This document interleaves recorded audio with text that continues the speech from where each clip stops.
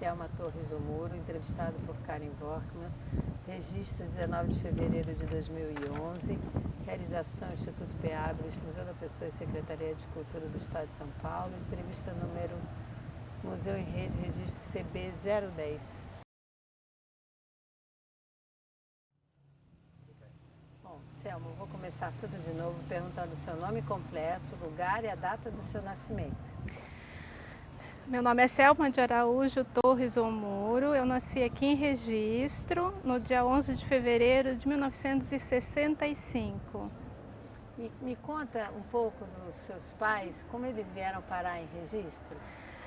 Meus pais são do interior do estado de São Paulo. Meu pai era médico, né? Ele se formou no Rio de Janeiro em 58 e ele tinha alguns planos de fazer especialização nos Estados Unidos, mas justamente no ano que ele se formou, o meu avô, que era médico também em Chavantes, no interior do estado, ele estava passando por dificuldades econômicas e realmente meu pai teve que sair procurando emprego, né? E em todo o estado de São Paulo na época, né, o único lugar, né, que tinha vaga para médico no estado era aqui no Vale do Ribeira, no Hospital Regional de Pariquera-Sul. E era um lugar que ninguém queria vir, né, porque era longe de tudo, aqui não tinha luz, né, a energia. Em Pariquera tinha o gerador do hospital, né, o hospital, a luz aqui na região era até 8 horas da noite, se não me engano, assim. E, enfim, era uma situação bastante precária, né? E meu pai veio em 59, já era noivo da minha mãe, que é de Avaré, e eles vieram, assim, num esquema mesmo de começar a vida numa região que também estava recomeçando, né? Porque o Vale do Ribeira é uma região que tem uma história antiga, mas que realmente passou por um período de estagnação e naquela época era uma região bastante atrasada, uma região bastante isolada do resto do estado e não tinha quase que, né, não tinha um desenvolvimento compatível com o resto do estado, né? O que você lembra assim um pouco da sua infância, Selma? Como é que era? Como era a cidade onde você estudou? Então, a cidade era bem diferente, né? Eu acho que eu sou de uma geração que viu, né, a cidade se transformar, que realmente um marco foi a construção da BR-116, a rodovia que foi inaugurada em 60, né? Mas realmente a cidade, ela tinha só a avenida principal, né, calçada, o resto era mais calçada de lajota, o resto todas as ruas eram, né, de terra, né? Então calor era muita poeira, época de chuva era muita lama, né? Isso você lembra? Isso eu lembro. E o que eu digo assim é que às vezes eu morei aqui toda a minha infância, eu fui estudar em Santos a partir da 7ª série e fiz faculdade em São Paulo. Aí quando eu retornei, né, às vezes eu penso que eu estou numa outra cidade, né? Porque eu fui professora na mesma escola em que eu estudei, mas essa escola tinha mudado bastante, né? Então a escola Fábio Barreto, que é a principal escola da cidade, ela tem um prédio, o prédio antigo que eu estudei, ele continua sendo escola, mas está mais a parte administrativa.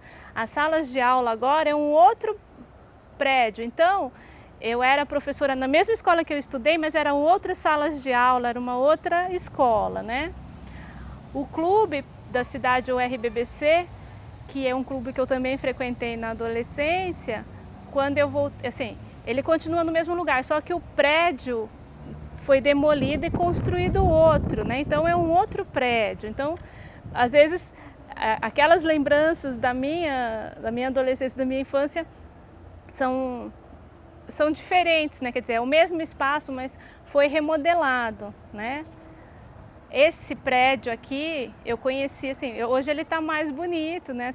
Foi restaurado, mas tem coisas que se perdeu. Por exemplo, essa chaminé aqui, né?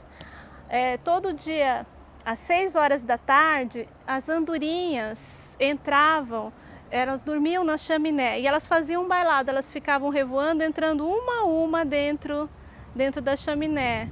Né? Isso é uma coisa que a gente vinha a ver, a gente sentava naquela escadaria ali e ficava esperando a entrada das andorinhas, né? Que era uma coisa bonita. Então, são coisas que se perderam, né, com o desenvolvimento. Por que as andorinhas não vêm mais? Não sei. O que mais você lembra que você acha assim que era bonito e bom da cidade que se perdeu, fora as casas? Então eu acho que as casas japonesas que eu te falei da outra hora, As casas eram de estilo japonês?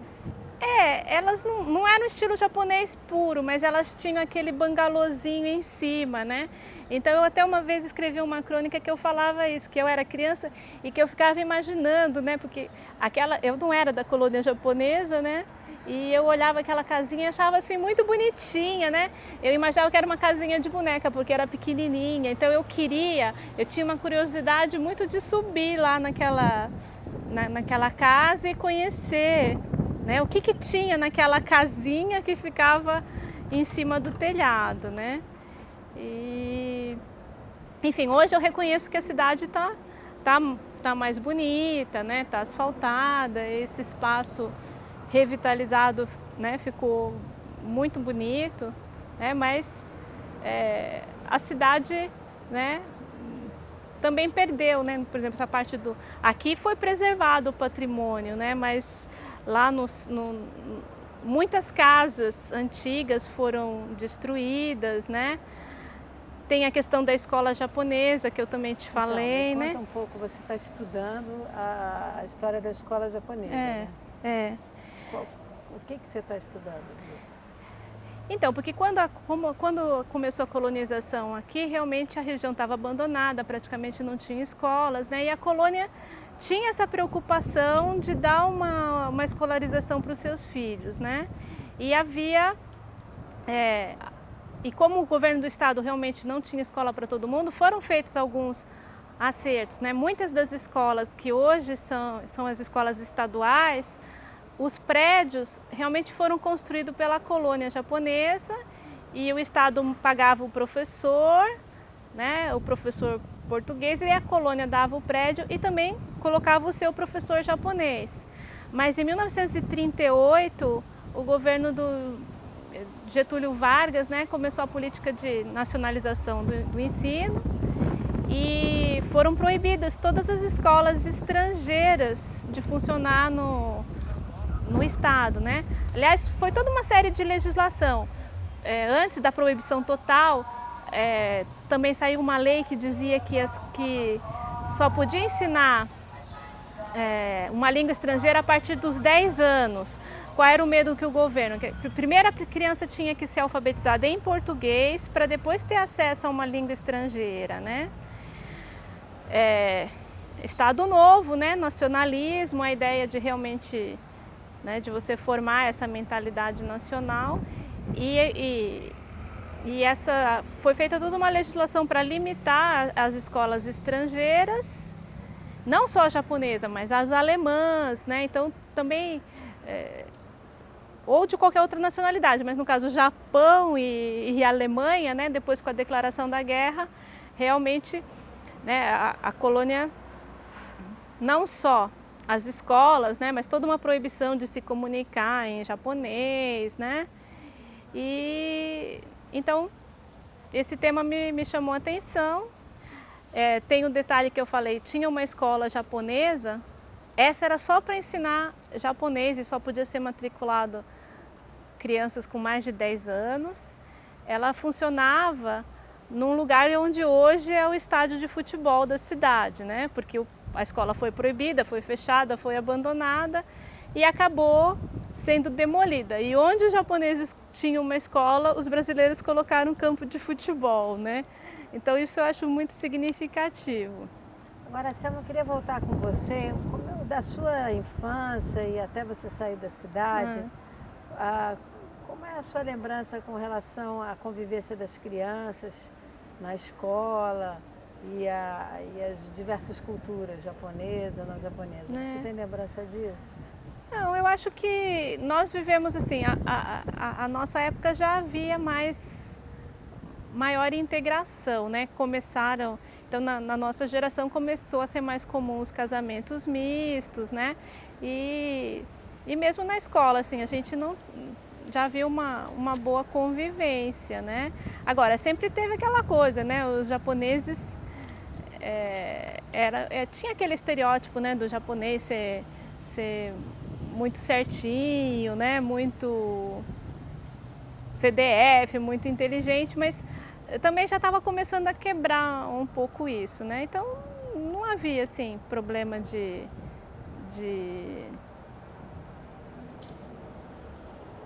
integração, né? Você, então, estudou até que ano aqui? Eu estudei só até a 5ª série. E aí, o que aconteceu? Aí, meus pais continuaram morando aqui, mas meus irmãos foram fazer o colegial em Santos, né?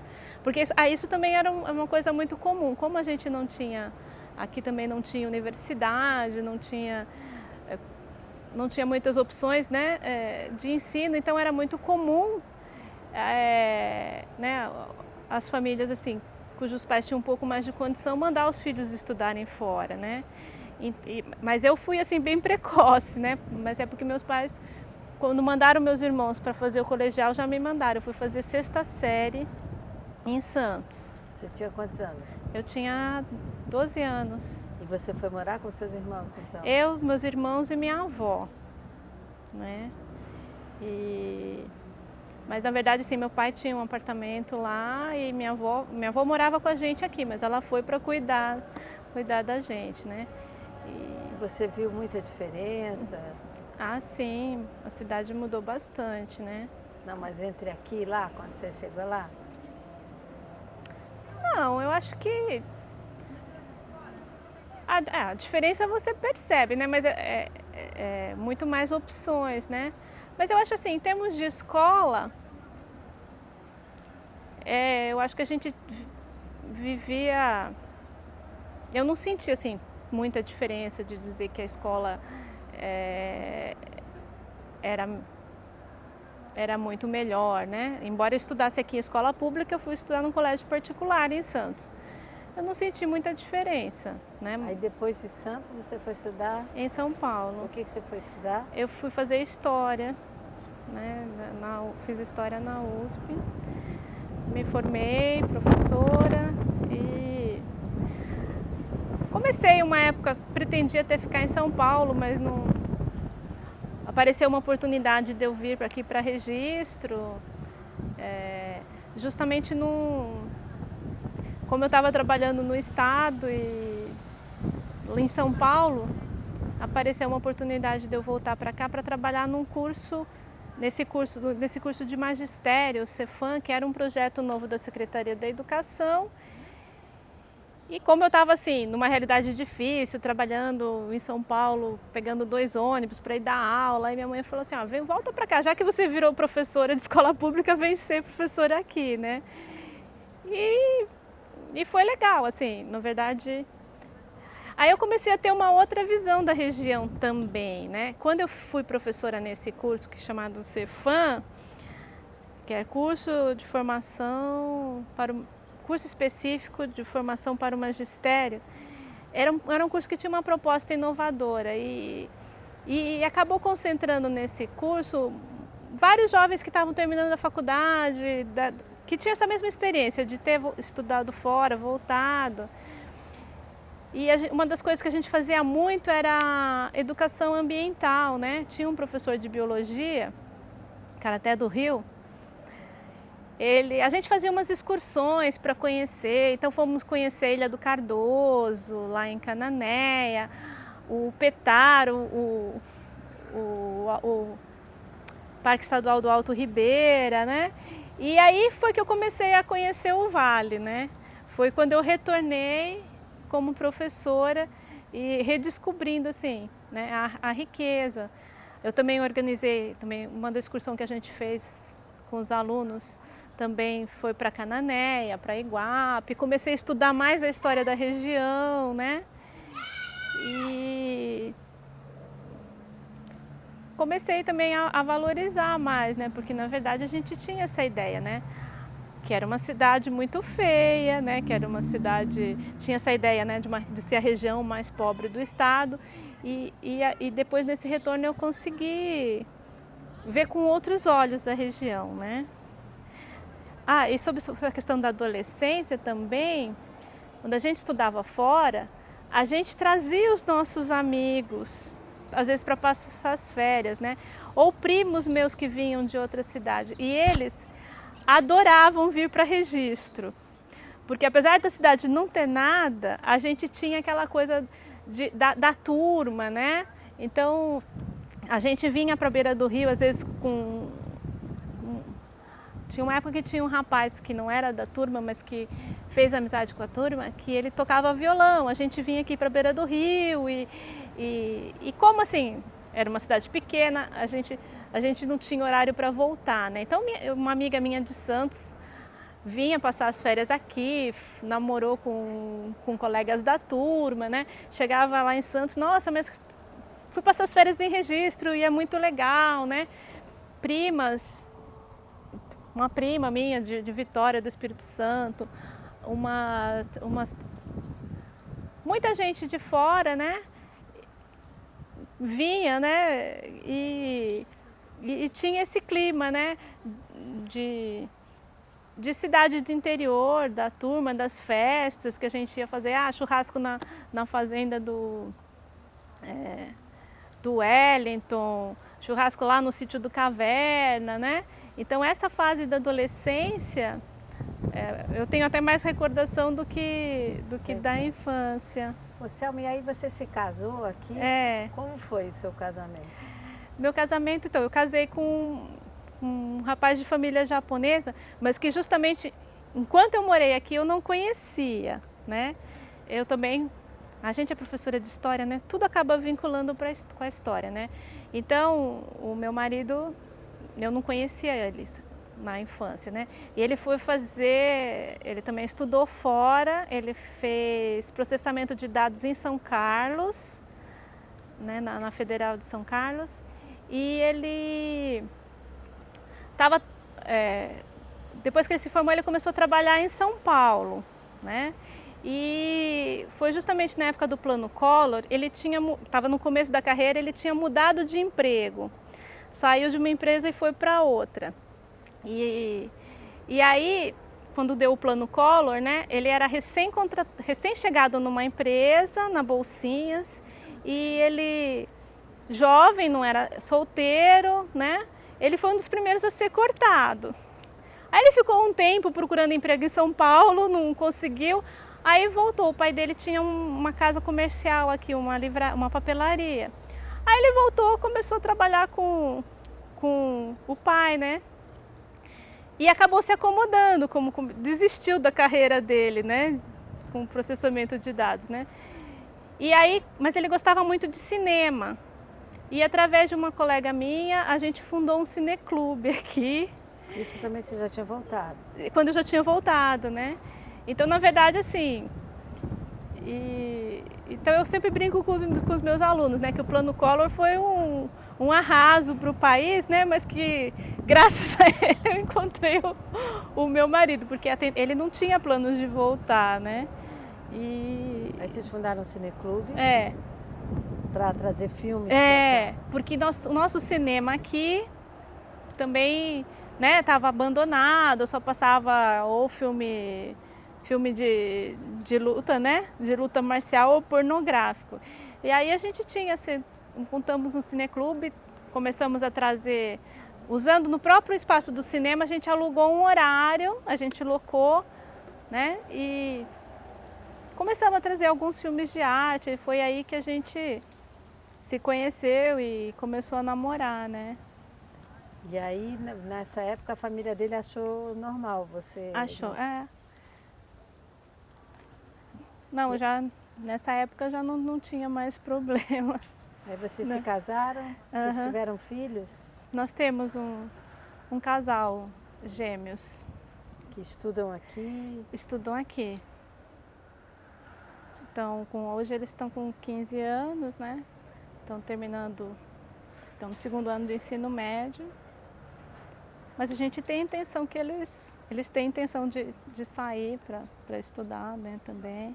Então aqui em Registro continua essa ideia de sair para fora? Os jovens estão saindo para fora para estudar? É, eles saem um pouco mais tarde, né, porque para fazer o curso superior, sim, né, porque agora nós temos a Unesp, né, mas ela só oferece só o curso de agronomia, né, engenharia agrícola, agronômica, e agora foi autorizado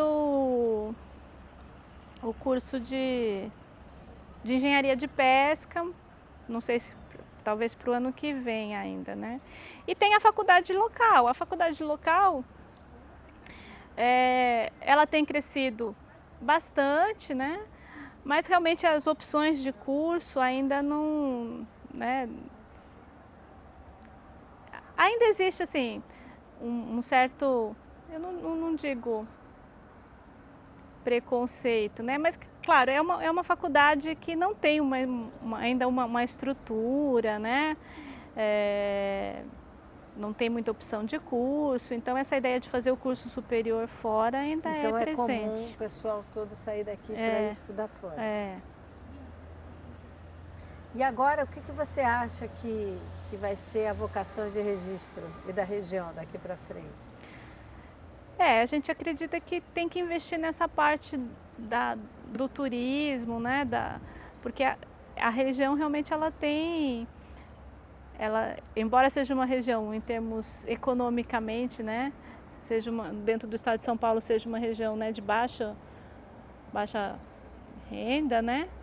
É uma região que tem uma riqueza muito grande do ponto de vista cultural, do ponto de vista ambiental, né? Então eu acho que teria que estar investindo mesmo, né, no turismo, tanto ecológico como cultural, né? A questão histórica, né, que nós temos, né, Cananéia, Iguape, né, são duas cidades, né, das cidades mais antigas do Brasil. Tem a questão dos quilombolas, tem a questão dessa colônia japonesa aqui em Registro. Mesmo aqui em Pariquera-Sul, também nós temos colonização europeia também, que não prosperou, mas que tem mas que também é um fato para se recuperar historicamente, né? E essa parte dos quilombolas você já chegou a estudar? Muito pouco. E há uma interação entre a cidade e os quilombolas aqui? Aqui realmente não há muito muito contato, né? Porque é mais lá em Eldorado, né? Mas claro que a gente tem o conhecimento de algumas coisas que acontecem lá, mas ainda realmente não tem. Não vou dizer, eu vou dizer que não posso dizer que existe, né, uma integração plena, né? Tá bom, Selma. Obrigada pelo seu depoimento. Deixa eu tirar aqui.